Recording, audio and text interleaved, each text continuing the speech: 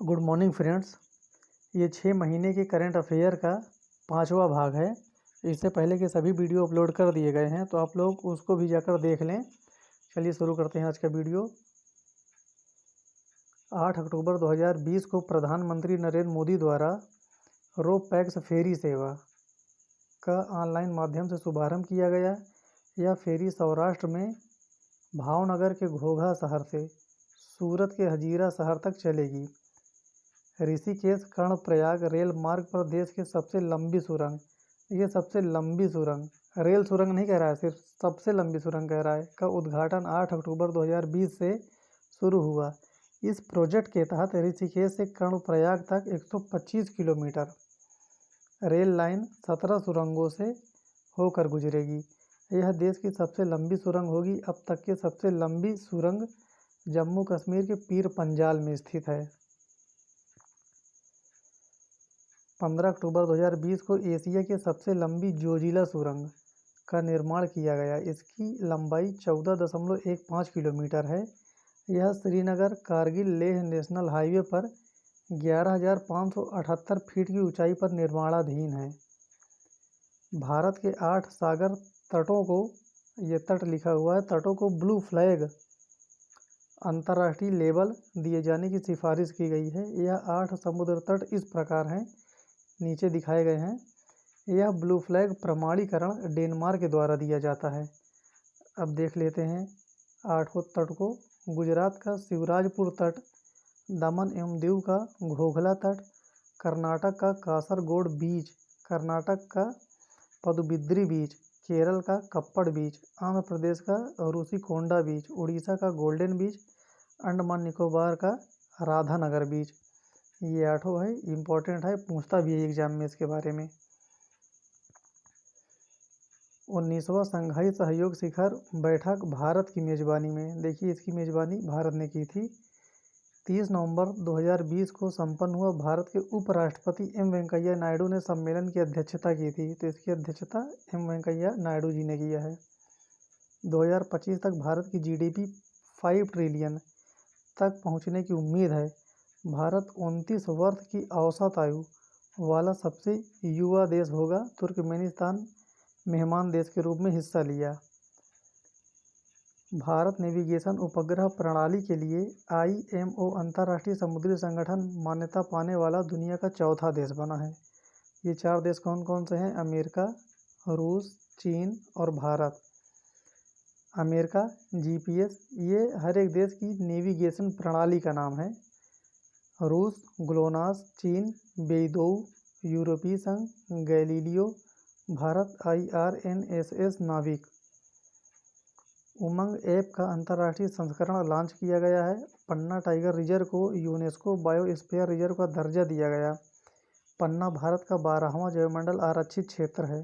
भारत में कुल 18 जैवमंडल आरक्षित क्षेत्र हैं। प्रधानमंत्री ने किया स्टैचू ऑफ पीस का अनावरण। स्टैचू ऑफ पीस का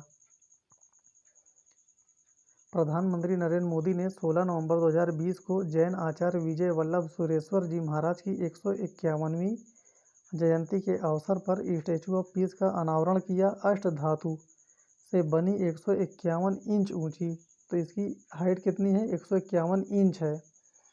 यह प्रतिमा राजस्थान के पाली जिले के जैतपुर स्थित विजय वल्लभ साधना केंद्र में स्थापित की गई है।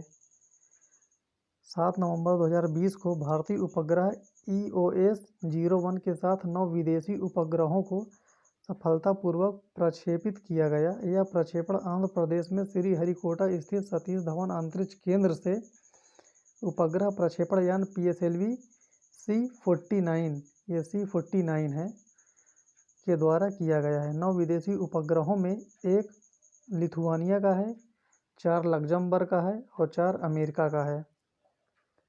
100% सौर ऊर्जा से संचालित पुदुचेरी देश का पहला हवाई अड्डा बन गया है देश का। भारतीय वेटलैंड, देखिए ये बहुत इंपॉर्टेंट है, एग्जाम में आएगा भी। 38वां वेटलैंड भारत का आसन वेटलैंड है, जो उत्तराखंड में स्थित है। 39वां वेटलैंड काबर ताल झील, इसको कांवर झील भी कहते हैं, ये बिहार में स्थित है, इसका 39वां नंबर है। 40वां लोनार झील है, जो महाराष्ट्र में स्थित है। और 41वां सूर सरोवर झील आगरा में स्थित है। तो टोटल रामसर साइट में कितने हैं रामसर स्थल? 41। केरल में है देश का पहला मेडिकल डिवाइस पार्क की स्थापना, इसे मेड स्पार्क भी कहते हैं।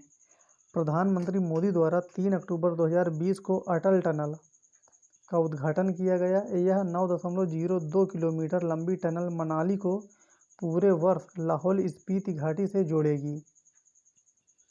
देश की पहली सी प्लेन सेवा का शुभारंभ 31 अक्टूबर 2020 को अहमदाबाद के साबरमती रिवर फ्रंट से नर्मदा जिले में केवड़िया स्थित स्टैचू ऑफ यूनिटी के बीच शुरू की गई है। भारत की पहली सौर ऊर्जा संचालित छोटी ट्रेन का शुभारंभ 2 नवंबर 2020 को केरल में किया गया। यह 3 डिब्बों वाली रेलगाड़ी है। 31 अक्टूबर 2020 को पश्चिम बंगाल के कोलकाता में भारत के पहले टायर पार्क को स्थापित करने की घोषणा की गई है। भारत का पहला गंगा ऑल ओपन संग्रहालय 29 सितंबर 2020 को प्रधानमंत्री नरेंद्र मोदी द्वारा हरिद्वार के उत्तराखंड में चंडी घाट में उद्घाटन किया गया। गुजरात में स्थापित होंगे देश के पहले 2 जैविक मसाला बीज पार्क। गुजरात सरकार ने 14 अक्टूबर 2020 को गुजरात के तापी के दोसावाला में दुनिया की सबसे बड़ी जस्ता गलाने की परियोजना स्थापित की है। तो ये कहाँ है? गुजरात में। सार्वजनिक शिक्षा क्षेत्र में पूरी तरह डिजिटल होने वाला केरल भारत का पहला राज्य बन गया। सार्वजनिक क्षेत्र में 100% हुआ है ये। 4 नवंबर 2020 को लोहरी जल विद्युत परियोजना का हिमाचल प्रदेश में सतलुज नदी पर 210 मेगावाट की विद्युत क्षमता के लिए उद्घाटन किया गया। तो लोहरी जल विद्युत परियोजना कहाँ है? हिमाचल प्रदेश में, और सतलुज रिवर पर बनाया गया है। 6 नवंबर 2020 को केंद्रीय जल शक्ति मंत्री गजेंद्र सिंह शेखावत ने अरुणाचल प्रदेश में अपनी तरह की देश की पहली सौर आधारित एकीकृत बहुग्राम जलापूर्ति परियोजना का शुभारंभ किया गया। एनीमिया मुक्त भारत सूचकांक 2020-21 में हरियाणा पहले स्थान पर था, दूसरे स्थान पर बंगाल, तीसरे स्थान पर हिमाचल प्रदेश आया। इंडिया हैप्पीनेस रिपोर्ट 2020 में पहला स्थान मिजोरम को मिला है, दूसरा पंजाब को और तीसरा अंडमान निकोबार द्वीप समूह को। हिमाचल प्रदेश सरकार का हिम हल्दी दूध लॉन्च किया गया। यह योजना है, कहाँ का है? हिम हल्दी दूध, हिमाचल प्रदेश का। मुंबई में ट्रैफिक साइन एज पर महिला प्रतीक बनाए गए हैं, जो अपनी तरह के देश में पहला है। साक्षरता पर राष्ट्रीय सांख्यिकी कार्यालय की सर्वेक्षण रिपोर्ट 2020 साक्षरता में शीर्ष राज्य, सबसे ज़्यादा साक्षरता केरल में है 96.2%। इसके बाद दिल्ली में है 88.7%, फिर उत्तराखंड में है 87%, फिर हिमाचल प्रदेश में है 86%।